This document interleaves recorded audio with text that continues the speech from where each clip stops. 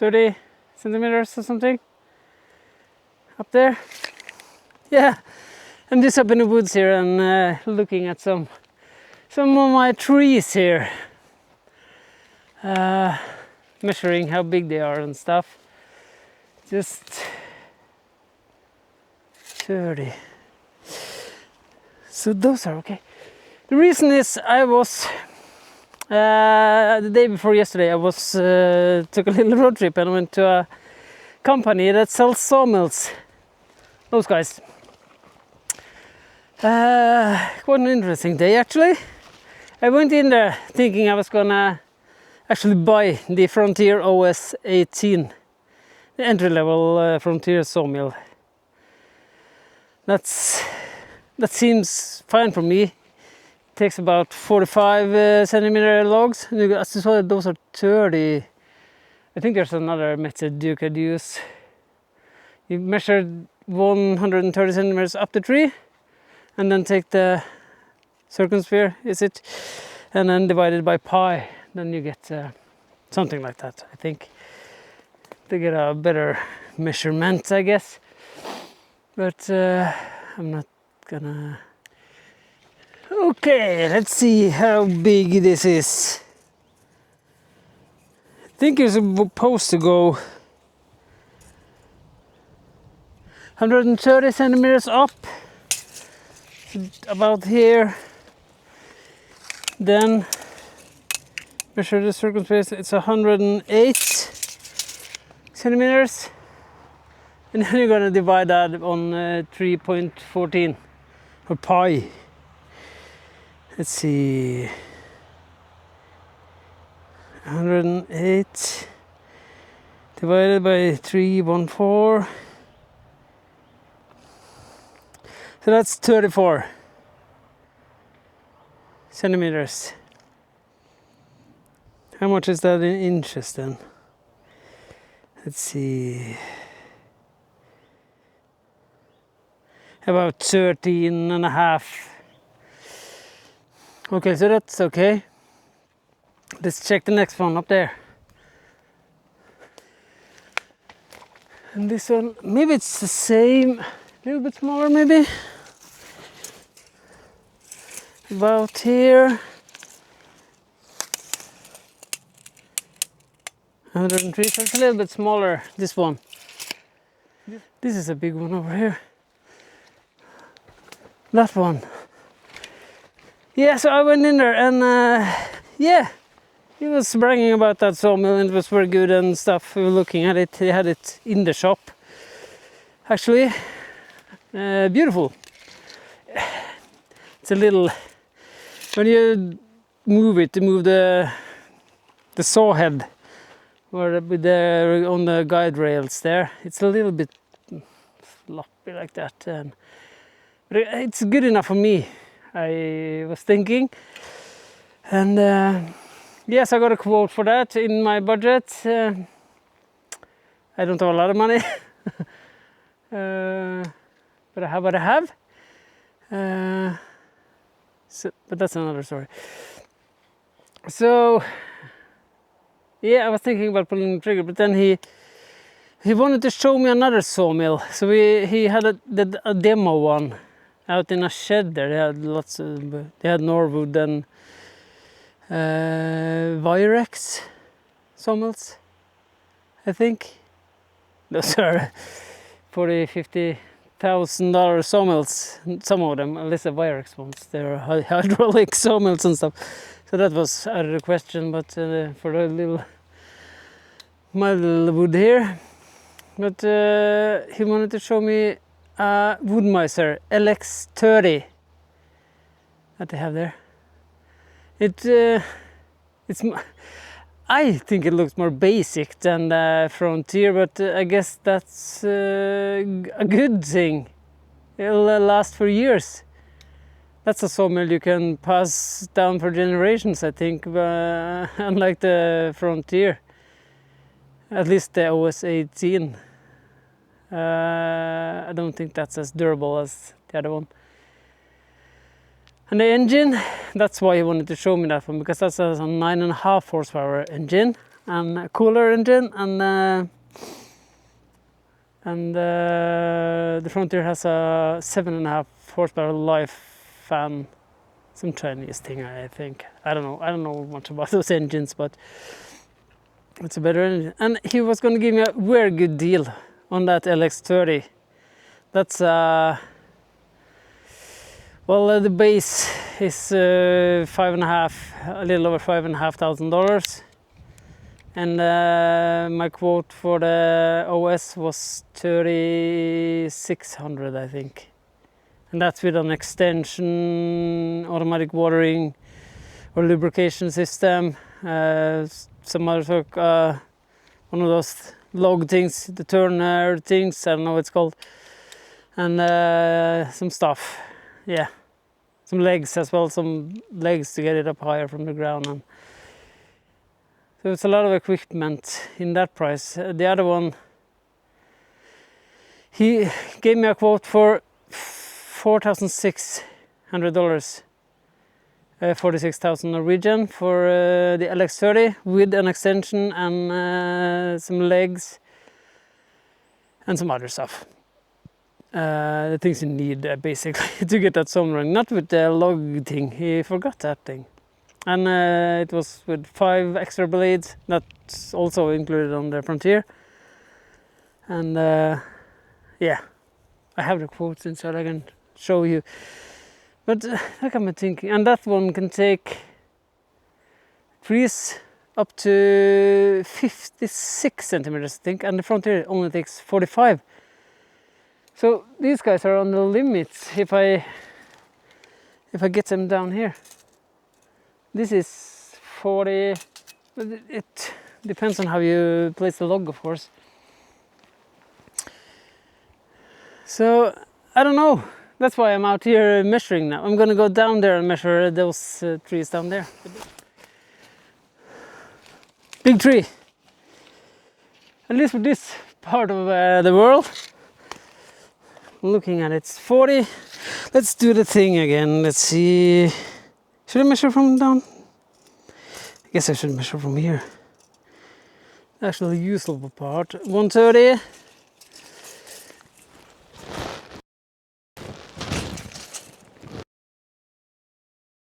Let's see.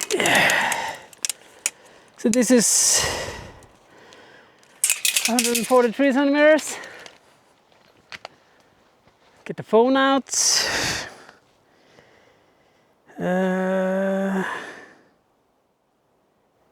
Yeah, so this is the same as the one up there. That seems strange. This looks much bigger. But this one is, there's almost no taper on this tree. But this is on the limit. Again, on the OS18. There's another big one right here. That one. Those are quite big. There's a lump of 3 trees there. There's some fallen ones. I don't know if you can see that down there. So I'm gonna have to tackle this wood now. It's getting old. You can see that all of this thing. Old man's beard. It's all over the, so maybe this tree is rotten inside. I hope not. I have more big ones. Yeah, there's a lot of big trees down here. It's hard to show actually. I can fly over and show you. So you'll get a better. Oh, it's creaking. Yeah, those things. Widowmakers. But I don't know. So that got me thinking, should I spend the extra $1,000 and get the wood mizer? I don't know. It doesn't seem to have the same features. It looks beefier, and I think it's gonna last a hell of a lot longer. And it has roller guides for the blades. The Frontier and Norwood and some other systems have those two metal things that the blade run between. Yeah, the little bricks that they run between. I can show you a picture.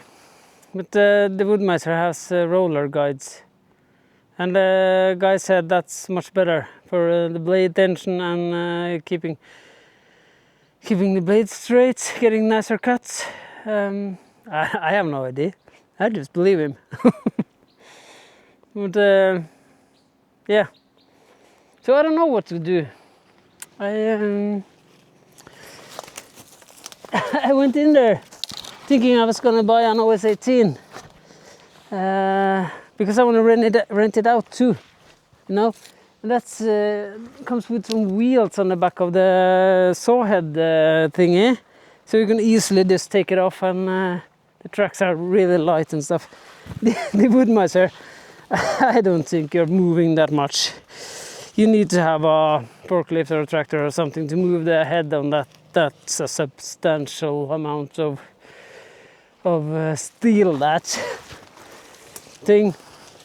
And that's a good thing, I know, but he said maybe I shouldn't think that much about renting the sawmill out, and rather renting myself out with the sawmill at home, get people to come to me with their logs so I can saw them. And yeah, maybe I should get a logging trailer and go and get the wood. I don't know. So let's think about. This is all part of me starting a farm, a business, making some money. That's why I'm thinking about renting it out and stuff. I need to kind of justify the purchase for myself and for my business. That's why I'm thinking like that. I can't just buy things and use it for fun. I can't just buy things just to make a YouTube video. That's not a reliable solution for me. If I was a big YouTuber, yeah, but I'm not. So that's just the truth of it. And I also need to buy the equipment to make hay. The rotary cutter and some kind of rake to make hay, and a baler of some sort. I want to make those small bales and sell to horse people. They pay drug prices for that shit, so I'm gonna take advantage of that. But and I probably need something to, a flail mower or something.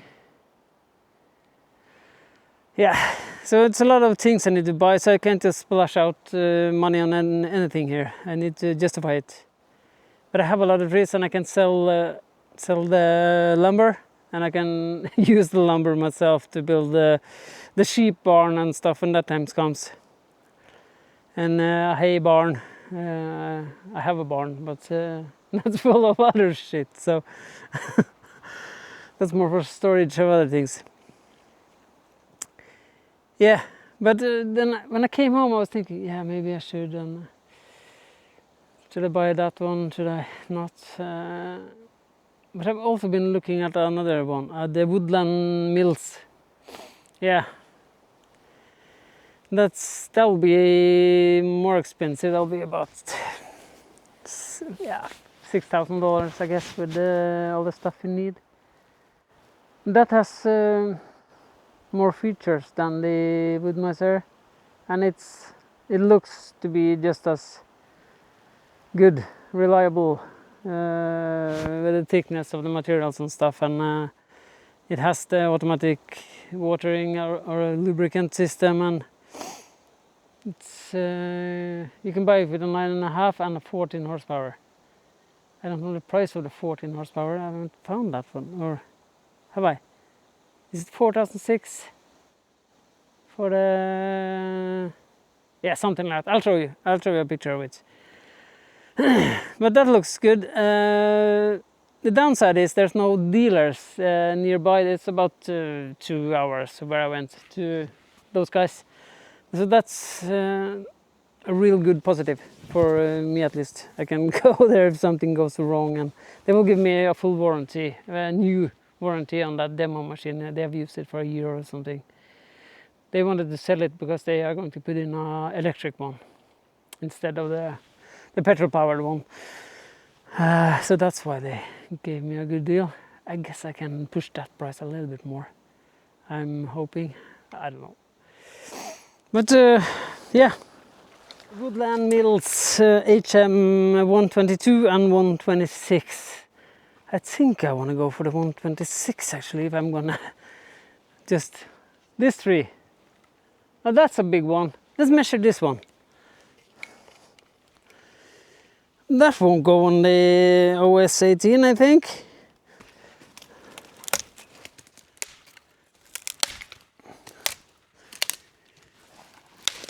Let's see, about up here.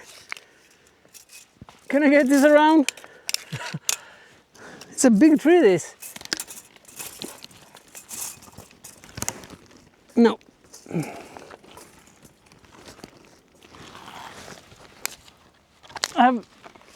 I'm too fat.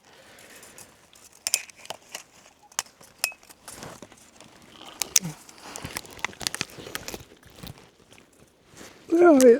There we go. Oh, come on.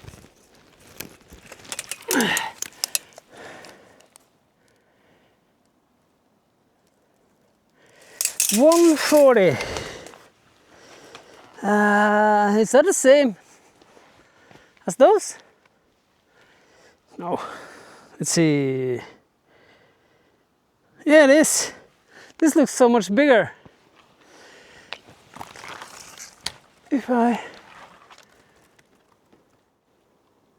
Oh, well, it's about 45, 46 centimeters. But it's, again, big. And it goes all the way. So that's that's almost a whole house there in one tree. So I don't know. Yeah. So that's the thing. I'm buying a sawmill. I'm thinking about buying a sawmill at least. I think I need it. Well, let's go and look at something else then.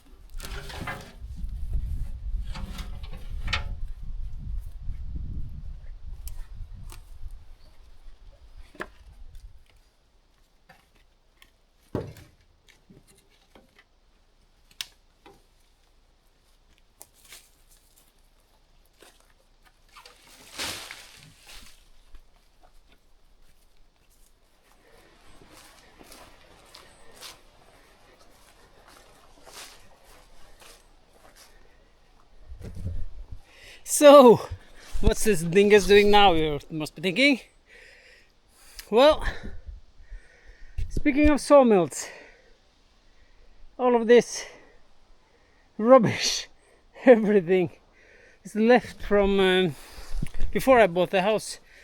There was a local little sawmill here. I don't know why, maybe this was cut from lumber from this little farm. I don't know why they left it here, but when I bought it, just laid here. It was big piles, and in the building there too, in there were big piles for lumber here. But this shit, I guess this is the bottom thing that's gotten wet and started to rot. Now I've used some of the lumber here. There might be something under here that's good for something, maybe for a concrete form or something like that. And I'm gonna need that, because this is where I want to have my sawmill building. Attached to this house. I think the pitch is gonna be just like that, a little lower than this, and just flat back so the snow and stuff, water will go on the backside, and the front is open.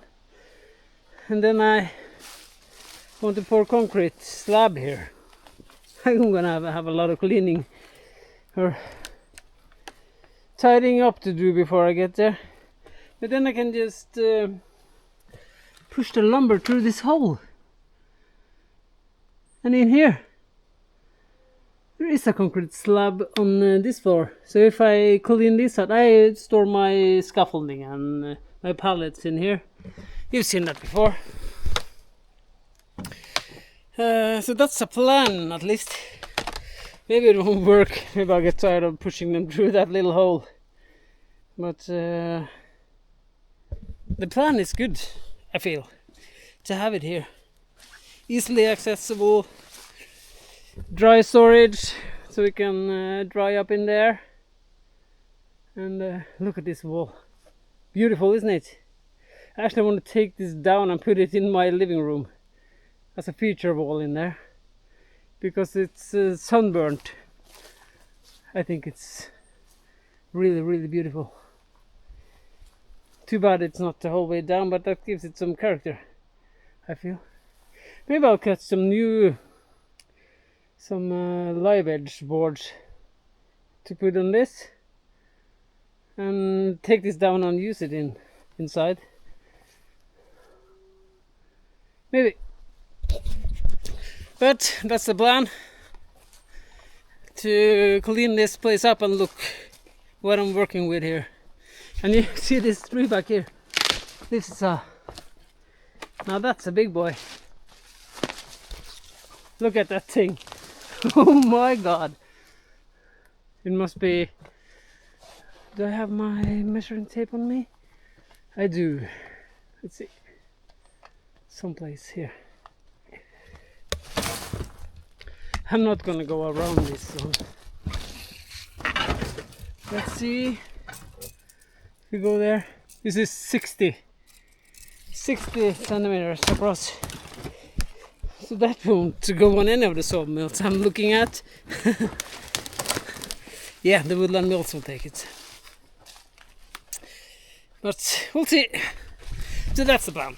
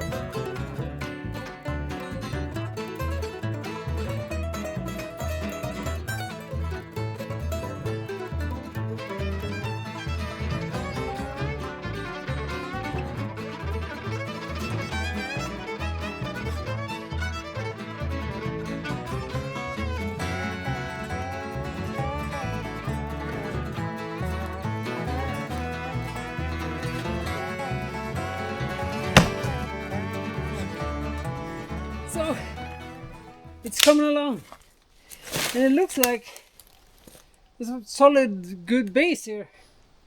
It almost looks like they were going to make a concrete slab here before they put the lumber in, because it's always a blasted rock or blasted mountain, crushed rocks, this big stuff. So I believe this base is quite solid. I was thinking about drilling down some concrete piers, those round ones, and making the base, but because it's so expensive to pour a concrete slab, so I thought I was gonna do that, build what I need, and then I could pour the slab after, in a few years or something. But this was a lot of work, and those are heavy and slippery. Oh my god, those wet ones. But nothing to it but to do it, right?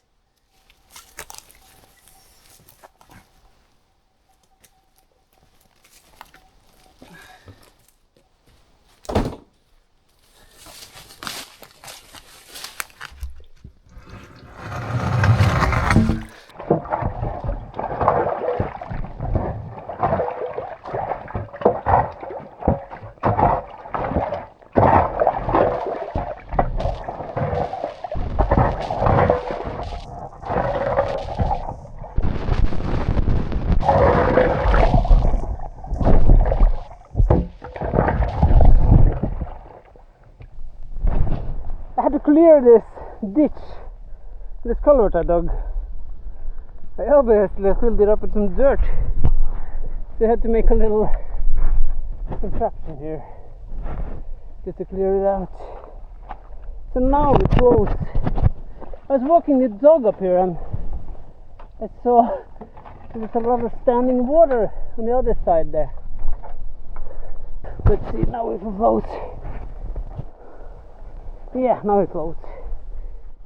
Nice. The site is clear. There's a lot of rubble here. I've been raking it up in the piles here. I still have so much left, but it's going good. But I don't want to put that rubbish in that trailer, because I almost got stuck in a ditch up here when I was coming back with the last load of the lumber from here. So I don't want to go there, so I need the four-wheeler, but I need a new battery on the four-wheeler, so I'm gonna go and get that now to put this on. Here you see I almost got stuck. I had some old trees laying down, like kind of like the corduroy roads, but they have disintegrated. So I don't want to go over this place anymore with all the rain we have. It's been raining and raining and raining for feels like months. There's not been actual summer. Few days above 20 centigrades, but yeah, I guess we shouldn't complain. Like the south of Europe, they are getting heat wave on heat wave down there. Forest fires, and yeah, it's bad. It's bad. I know Canada too is, but it is what it is. So that's me out for now. I was planning actually to having a sawmill here, the OS18 Frontier, before this video was done, but that's not gonna happen. Maybe I should buy a bigger one. I think I'm gonna buy a bigger one, that's why there's no sawmill here. Yeah. Sorry. Hope to see you next time. Okay, bye bye. Bye bye.